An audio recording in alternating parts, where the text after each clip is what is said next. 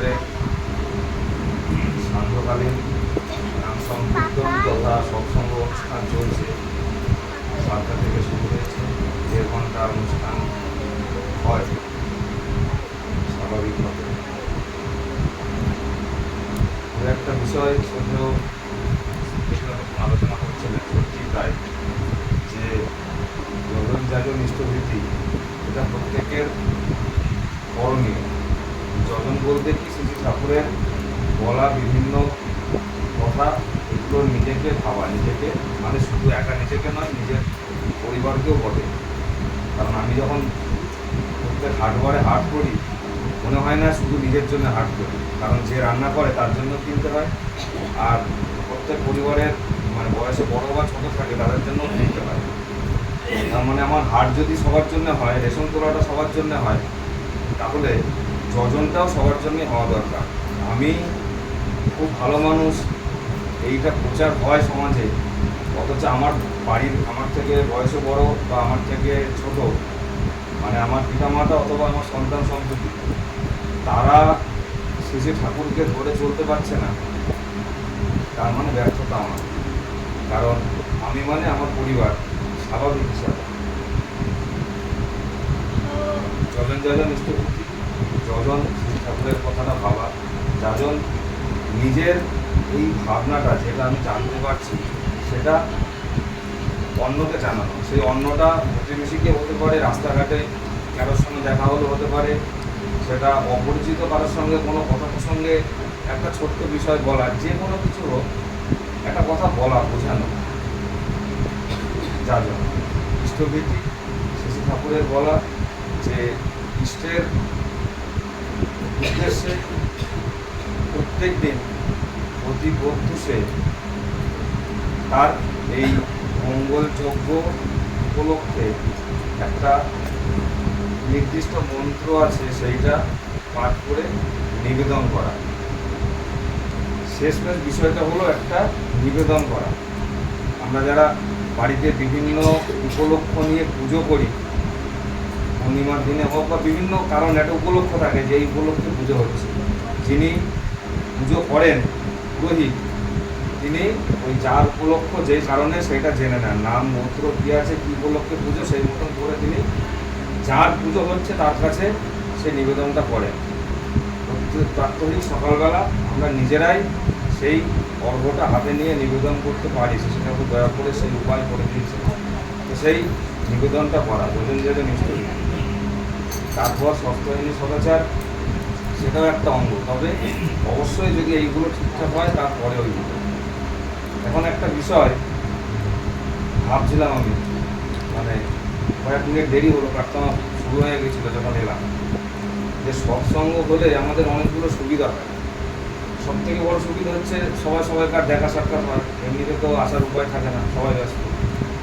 দ্বিতীয় সুবিধা হচ্ছে মানে এই অনুষ্ঠানের মধ্যে একটু গল্প গুজব করা হয়, এই বাচ্চা কাচ্চা থাকলে তো আরও সুবিধা, আনন্দ করা, ওদের নিয়ে একটু খেলাধুলা মেতে থাকা, ওরাও খেলে আমরাও খেলি, ভালো লাগে এইগুলো, যে একসঙ্গে সবাই মিলে আনন্দ করা হয়।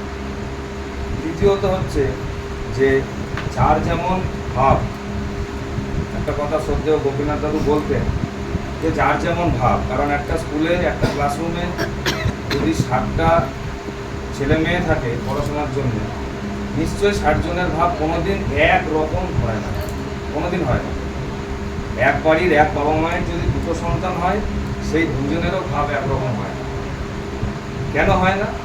যখন যে পরিস্থিতিতে তাদের জন্ম হয়েছিল, জন্ম বলতে মায়ের পেট থেকে বের হলো সেটা জন্ম না, ওটা তো শরীরটা বের হলো শরীর থেকে। জন্ম মানে যেই দিন সেই আত্মাটার আগমন হলো মায়ের গর্ভে, সেইটা জন্ম। কারণ পেট থেকে বের হওয়াটা জন্ম না, সে তো অলরেডি একটা একটা করে দিন পার করে অনেকগুলো দিন গুনে ফেলেছে, তাকে বেরোতেই হবে যখনই হোক, ওই পলিসি ম্যাচুরিটি হওয়ার মতো। জন্মটা হলো সেই দিন যখন তার আগমন হলো, একটা নূতন আত্মার আগমন হলো। সেই জন্মের মুহূর্তটা, সেই ভাবটা, পিতামাতার ভাব কেমন সন্তানকে নিয়ে আসার, তার উপর নির্ভর করে একটা সন্তানের মানসিক চারিত্রিক এই বৈশিষ্ট্যগুলো ধীরে ধীরে তৈরি হয়।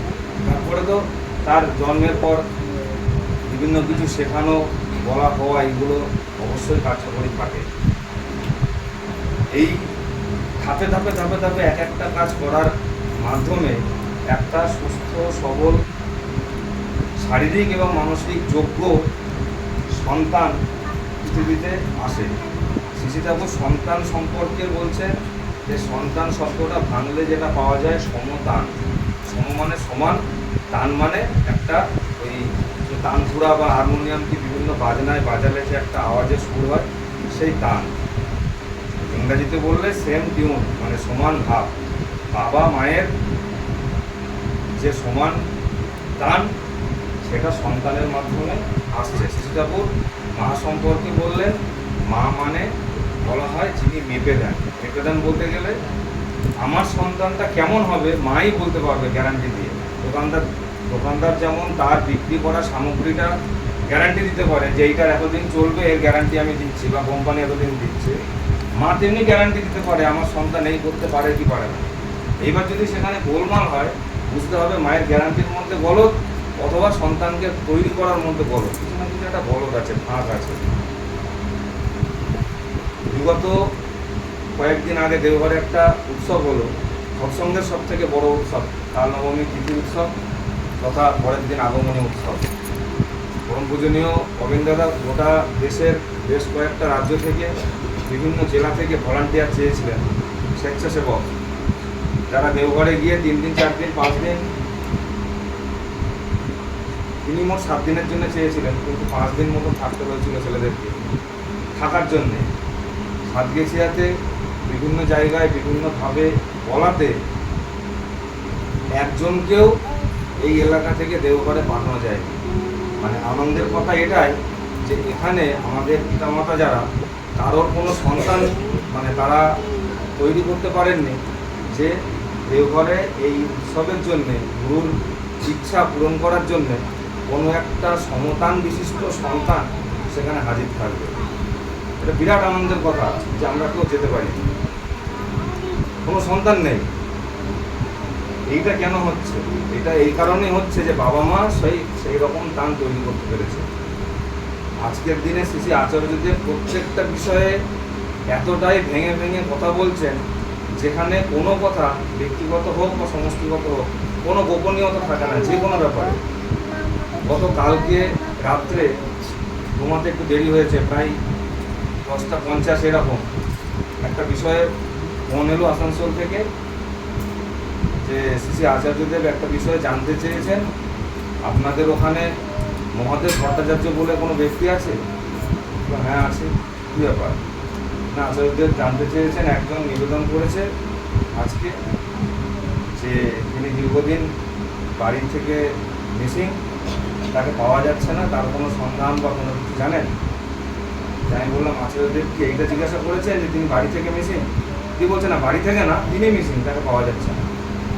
তখন আমি ব্যক্তিগতভাবে মহাদেব ভট্টাচার্যকে চিনি এবং সে চিকিৎসা করাতে গিয়ে তার স্ত্রী কন্যা সাথে ছিল, যে হাসপাতালে দেখাতে গিয়েছিল সেখান থেকে কোনোভাবে তিনি নিরুদ্দেশ, খোঁজ পাওয়া যাচ্ছে না। তাদেরকে আমি নিজেই এফআইআর করা, জিডি করা, ওখানকার যা থানা যোগাযোগ করে বিভিন্ন কথা বলে দিয়েছিলাম, কিন্তু দুর্ভাগ্যবশত কোনো কিছুই কোনো সুরাহা হয়নি। তার পরিবারের লোক নয়, অন্য কেউ, এবং মানে আমাদের এখান থেকে কয়েকজন গিয়েছিল ঘটকপাড়া বা সাতগেছিয়া সংলগ্ন কিছু মানুষ, হয়তো তারাই কেউ একজন নিবেদন করেছে আচার্যদেবের কাছে। তো তিনি দয়া করে সেটা জানতে চাইছেন সেই মানুষটার সর্বশেষ স্থিতি কারো জানা আছে নাকি। তো আমি যেটুকু জানি বা সেই ব্যক্তির পরিবারের পরিস্থিতি, গতি প্রকৃতি, মানে হাবভাব সেটা জানালাম এই রাতে। এবার প্রত্যেকে ভাবুন একটা ছোট্ট বিষয়, এটা বলাটা এই কারণে যে যে ব্যক্তিটি ফোন করলো তাহলে এত রাতেও তাকে ইষ্টকর্ম করতে লাগছে। আমার বলার উদ্দেশ্য হচ্ছে রাত 10:50 যে কেউ খেয়ে দিয়ে ঘুমোতে পারে আরাম করে, অথবা মোবাইল ঘাঁটতে পারে, আরও অনেক কাজ থাকে, কিন্তু সে গুরুর নির্দেশ পালন করার জন্য অত রাতেও ফোন করছে। সে রাতটা 10:40 হতে পারে, রাত 2:30টার সময় হতে পারে। এটাই গুরুর নির্দেশ পালন, যে কোনো পরিস্থিতিতে যে কোনো সময়, এবং এটা অহরহ হয়। আচার্যদেব, পুজোবত সিপাহী দাদা, পুজোবত বেঙ্কি দাদা, পূজনীয় অবিন্দ দাদা প্রত্যেক দিন ঘন্টার পর ঘন্টা বিভিন্ন মানুষের প্রয়োজনের জন্য অহরহ এইভাবে, কারোর ইউনিভার্সিটিতে ভর্তি, কারোর হসপিটালে ভর্তি, কারোর পড়াশোনার জন্য অসুবিধা, কারোর আর্থিক অনটন, তাকে সহযোগিতা করতে লাগবে, নিয়মিত। অথচ আমাদের প্রত্যেকের একটা সমস্যা হচ্ছে, আজকে যদি কেউ বলে যে অন্য কোনো ধর্মীয় প্রতিষ্ঠান তারা এত সোশ্যাল ওয়ার্ক করছে, ইংরাজি বললাম, যার বাংলা মানে হচ্ছে সামাজিক কর্ম, রক্তদান শিবির, হসপিটালে চিকিৎসার জন্য আপেল দেওয়া বা হয়তো অন্য কোনো কিছু একটা করছে, সৎসঙ্গ কী করে? আমরা কেউ একজন জোর গলায় কঠিনভাবে দায়িত্ব নিয়ে বলতে পারি না যে তারা যেটা একদিন ক্যালেন্ডারে দেখিয়ে পাউডার মেখে ছবি তোলার জন্য করে, সৎসঙ্গ ওটা প্রত্যেক মিনিটে প্রত্যেক ঘন্টায় করে। আজকে এই যে ছেলেটা নাচছিল গানের তালে, যদি প্রত্যেক দিন হয়, প্রত্যেক সপ্তাহে হয়, এই পরিবেশটা পাইছে, তাহলে নিশ্চয়ই সে আর 5টা উদ্ভটের মতন যেগুলো পেপারে দেখতে হয় বা টিভিতে শুনতে হয় খবরগুলো, সেই কাণ্ড ঘটাবে না। খুব স্বাভাবিক প্রক্রিয়া, ঘটাবেই না, হতেই পারে না এটা।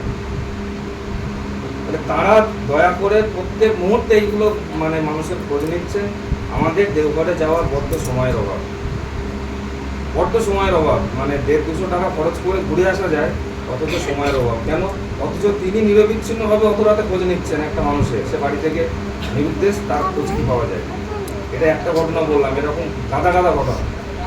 তো আমাদের প্রত্যেকের এই যজন যাজন ইষ্টভীতি স্বাস্থ্যবিধি সদাচার পরিপালনটাই কথা নয়, নিজের পরিবারকে এবং পরিবারের একজন হিসেবে শ্রী ঠাকুরকে যদি আমরা ভেবে থাকি, তাহলে আমাদের কথা, পোশাক, আরেকজনের সঙ্গে ব্যবহার, সর্বোপরি আমার রোজগারের একটা অংশ, আমি নিজে একবার ভাত খেলে কত টাকা খাই, আর শ্রী ঠাকুরের জন্য ইষ্টভীতি অর্ঘাদি নিবেদন করছি, সেইটা কত, এটা তুল্যমূল্য বিচার করলেই বেরোতে পারে যে আমার ভালোবাসাটা আমার ইষ্টের প্রতি কতখানি, অনুরক্তিটা কতখানি, টানটা কতখানি।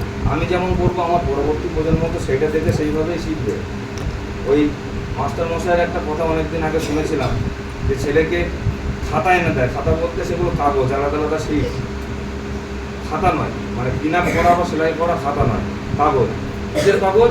না, স্কুলে ব্যবহার করার জন্যে আলাদা আলাদা শিট থাকে, 2-3টে করে পাতা একসঙ্গে রাখা, সেই কাগজের বান্ডিল, সেইগুলো লেখার জন্য তিনি স্কুলের সামগ্রী বাড়িতে এনে ছেলেকে দিচ্ছেন, যে ওগুলো লেখালেখি করার জন্য। তাহলে বাড়িতে খাতা কেনার পয়সা লাগছে না, ওই খরচটা বেঁচে যাচ্ছে সরকারি পয়সা। পরে যখন ছেলে জানতে পারলো যে বাবা এইভাবে অনৈতিকভাবে কাগজগুলো নিয়ে আসে, তাহলে তখন তার মনে বাবা সম্পর্কে ধারণা যেটা হলো, সেই ধারণা কোনোদিন ভাঙবে কি? সে তো জেনে নিল এতদিন থেকে এই কাগজগুলো এইভাবে বাবা এনেছে। এইভাবে আমরা নিজেদেরকে তৈরি করছি, অথচ বাবা মা হিসেবেও গর্ববোধ করছি, আর সেইভাবে সন্তানদেরকে বড় করছি, সমাজটা সেইভাবে তৈরি হচ্ছে। এটার বদল যদি করতে হয়, কোনো না কোনো এক জায়গায় ব্রেক লাগাতেই হবে। এবং তিনি যেমন নির্দেশ করছেন, যেটা গত পরশুদিনও সৎসঙ্গের মধ্যে বলছিলাম, যে একটা টোল ফ্রি নম্বর আছে, একটা না, 4টে কাজের জন্য 4টে, যার যে কোনো বিষয়ে সৎসঙ্গের কোনো ব্যাপারে মানে জানার থাকলে যে কেউ নিবেদন করতে পারেন। আলাদা করে খরচের পয়সা যদি একান্তই না থাকে, যে খরচ করে দেওঘর যেতে পারছি না, যে কোনো প্রশ্ন মনের মধ্যে এলেই সকাল 10:30 থেকে বেলা 1:30টার মধ্যে ফোন করা যায়। সেই টোল ফ্রি নম্বরে ফোন করে দয়া করে জেনে নেবেন, কারণ বিভিন্ন ভুলগুলো মনে হয় এবার বন্ধ হওয়া দরকার। যাই হোক, আর কয়েকটা দিন বাদে আগামী 30 তারিখ শ্রী ঠাকুরের শুভ জন্মদিবস পরিপালন হবে সর্বত্র। আমাদের কাছাকাছি সাতগেছিয়া সৎসঙ্গ কেন্দ্রে আমরা যাতে সপরিবারে সবান্ধবে উপস্থিত থাকতে পারি। মন্দিরে যারা অনুষ্ঠান ব্যবস্থাপনা করছেন প্রত্যেকে আহ্বান করছেন, সর্বত্র সব জায়গায় আমাদের নিজেদেরও দায়িত্ব চেনা পরিচিত সবাইকে এটা জানানো, যে এটা বিয়ে বাড়ি নয় যে কার যে পেলো সে যাবে, এটা শ্রী ঠাকুরের অনুষ্ঠান, আর তার অনুষ্ঠান মানে আমাদের নিজেদের অনুষ্ঠান। কারণ অনুষ্ঠানটা তখনই সাফল্যমণ্ডিত, সার্থকতা জড়িত হতে পারে যখন 500-র জায়গায় 5000 মানুষ আমরা হাজির হব, তখনই সেই সাফল্যতা আসবে।